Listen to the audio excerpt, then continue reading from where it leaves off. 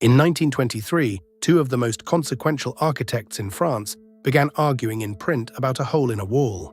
The argument ran for 2 years, spilled across the pages of the journal L'Architecture Vivante, and generated enough heat that both men eventually published their positions as formal manifestos.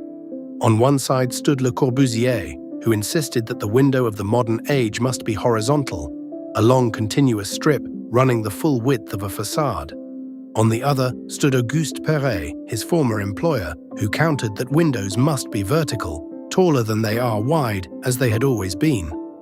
To a casual observer, this sounds like a dispute about proportion. It is actually a dispute about what a wall is, what structure means, and what the human eye deserves from a room. The quarrel was made possible by something Le Corbusier had sketched nearly a decade earlier. In 1914 and 1915, he developed what he called the Dom-ino frame, a reinforced concrete skeleton of columns and flat slabs, completely self-supporting, with no load-bearing walls required at all. Before this, in the long masonry era, a wall carried the building's weight and the window was the hole you cut in that wall. And every hole you cut weakened the thing holding the roof up.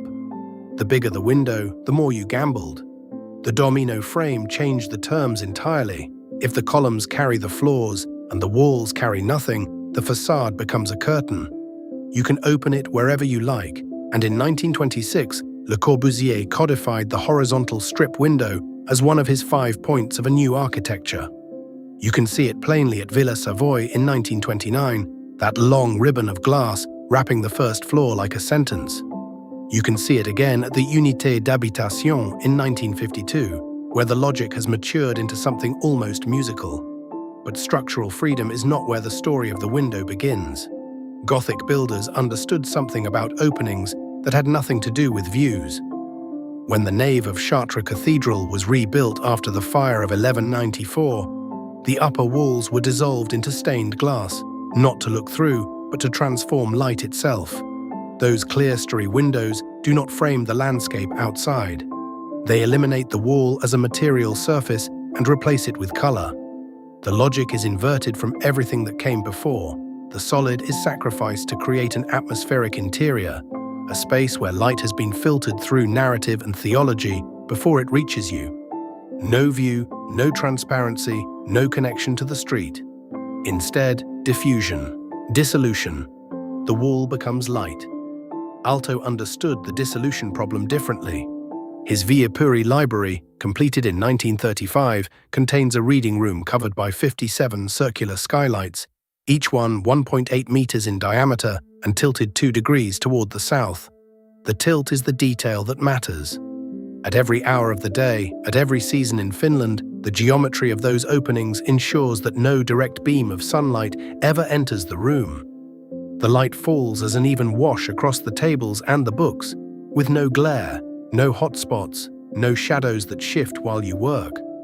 Alto was solving the oldest problem with skylights, that they tend to give you the sun at its most aggressive, by redirecting the opening just enough to intercept the sky without catching the disk. The window also travels through time in its shapes. The thermal window, a semicircle divided by 2 mullions into 3 lights, was a functional solution invented for Roman bath halls. You can find it in the baths of Caracalla, built around 216 AD, where the large half-round openings admitted light high into the vault without compromising the walls below. Palladio studied those ruins carefully, and the thermal window reappears in the Villa Rotonda in 1570, stripped of its bathing context and elevated into pure compositional authority. Thomas Jefferson borrowed it for Monticello, beginning in 1769, and the shape carried its accumulated weight with it. What had cooled Roman bathers now marked a new republic's claim to classical legitimacy. Then there is the Japanese shoji screen, which refuses the entire Western premise. A shoji panel is washi paper stretched across a timber grid, roughly 0.9 by 1.8 meters, and it does not frame a view. It does not punch through the wall to reveal a world outside. It replaces the wall entirely with a surface that glows. Light enters but is dispersed immediately, arriving in the room without a source you can locate. There is no picture, no landscape, no window as argument. There is only luminous surface, and the room becomes its own world. Le Corbusier and Perret were both right and both limited. One saw that structure had been liberated. The other insisted that the eye has expectations that engineering alone cannot satisfy. Every window ever built is a decision about which truth matters more in this room, on this wall, at this hour, and that decision has never stopped.